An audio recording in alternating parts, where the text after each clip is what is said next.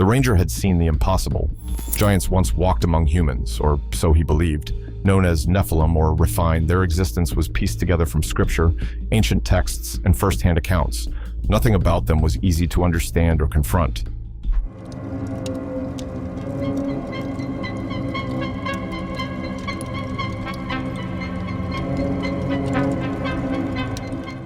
He and Ira, an Israeli commando, led a specialized wing.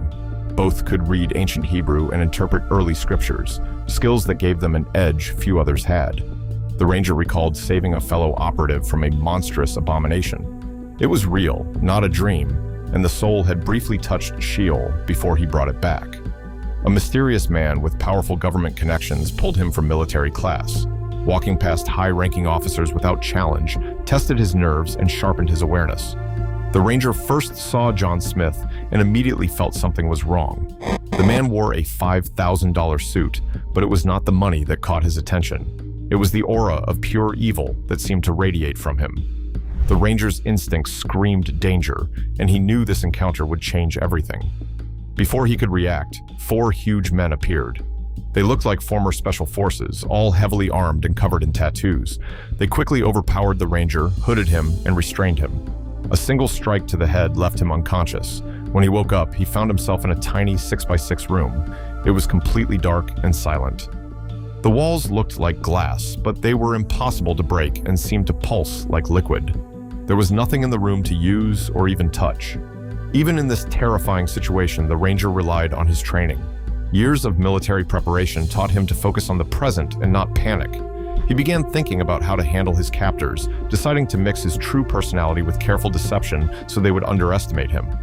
The guards experimented with him using drugs. There was a truth serum that did not work, a drug that made pain unbearable, and hallucinogens that twisted his mind.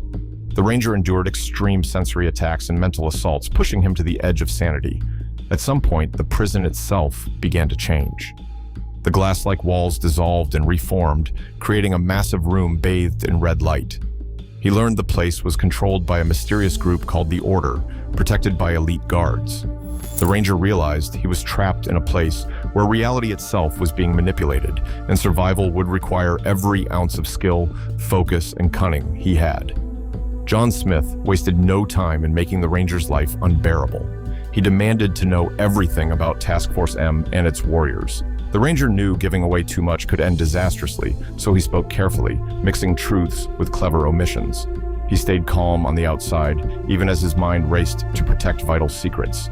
The torture began in earnest. Drugs manipulated his senses and his brain, making hallucinations feel painfully real. He was made to relive nightmares, some from his past and some completely manufactured. Every moment was a test of endurance, both mentally and physically. The ranger had to fight to remain aware of what was real and what was illusion, using mental exercises to anchor himself. John himself was terrifying. He looked pale and plump, but carried an aura of pure evil. His eyes seemed inhuman, like they belonged to a predator that saw humans as nothing more than insects.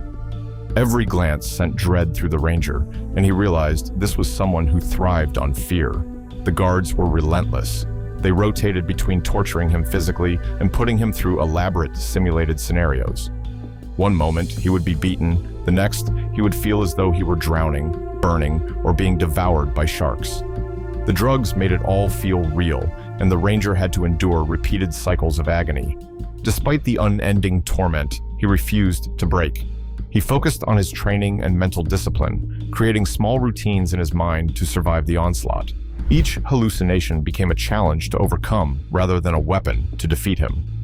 The ranger realized that surviving John and his guards would require every ounce of resilience and strategic thinking he had. The ranger's ordeal took an unexpected turn when a massive figure appeared in his cell. Euro was unlike anything he had ever seen. Standing at least 10 to 12 feet tall, he wore a white robe and silver armor that glimmered with golden symbols. His white wings were folded behind him, and light seemed to radiate from his entire being.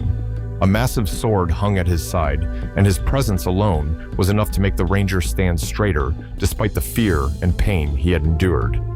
Yura spoke with a booming voice that carried both authority and warmth. He explained that he had saved the ranger from Sheol, the brief purgatory the ranger's soul had visited after a previous battle. Yura revealed that he had been watching over the Ranger since birth, guiding and protecting him even when the Ranger could not see it. He emphasized that the Ranger's faith was central to surviving what was to come, and that the upcoming battles, both in this world and the next, were far from over. The Ranger learned that John, his captor, could not kill him because divine protection prevented it. Yura urged him to hold firm, explaining that many souls depended on his courage and resilience. It was a lesson in both spiritual and tactical importance, showing that strength was not only in fighting, but in trusting a higher plan. Then Yura demonstrated his power. In a blur of motion, he eliminated 24 guards with ease, leaving John bloodied, shocked, and unable to comprehend what had just happened. The Ranger witnessed the staggering contrast between divine power and human force. He realized that while his physical training had kept him alive so far, survival in the battles ahead would require faith, strategy, and reliance on forces far beyond ordinary human comprehension. The Ranger's captivity grew even more intense as the days stretched into months. His prison cell seemed alive, the walls made of black liquid that pulsed like a heartbeat. Darkness surrounded him completely, and the sounds were unbearable. High-pitched shrieks pierced his ears, and the cries of tortured babies and puppies echoed endlessly. The noises were designed to break his mind, and at first, they nearly succeeded. To survive, the Ranger forced himself to focus. He created mental patterns from the chaos, trying to make sense of the sounds. He counted rhythms, repeated syllables in his head, and tried to separate reality from hallucination. This small mental exercise gave him a fragile grip on his sanity. He relied on his training, remembering every technique that could help him endure the sensory torture. John, his captor, became more aggressive. He moved with superhuman speed, floating through the room like a shadow and striking with incredible force. The Ranger felt pain in ways that were beyond physical. Drugs and neural manipulation made him experience death and suffering over and over. Each attack was designed to scare, to teach, and to gather intelligence on Task Force M. The Ranger endured hunger, repeated injections, and relentless psychological games. He was forced to relive his worst nightmares again and again. Simulations of drowning, being burned, and falling from heights made him feel helpless. Yet through it all, he never broke. Even when his body ached and his mind screamed, he focused on surviving and keeping his loyalty intact. Every moment of torment strengthened his resolve. He understood that John wanted more than his life. He wanted his mind, his secrets, and his fear. The Ranger refused to give them.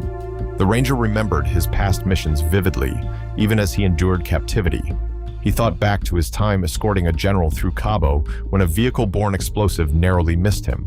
The blast had killed dozens of civilians, and the horror of seeing limbs and bodies scattered on the road never left him. Afghanistan brought more trauma as he witnessed similar devastation.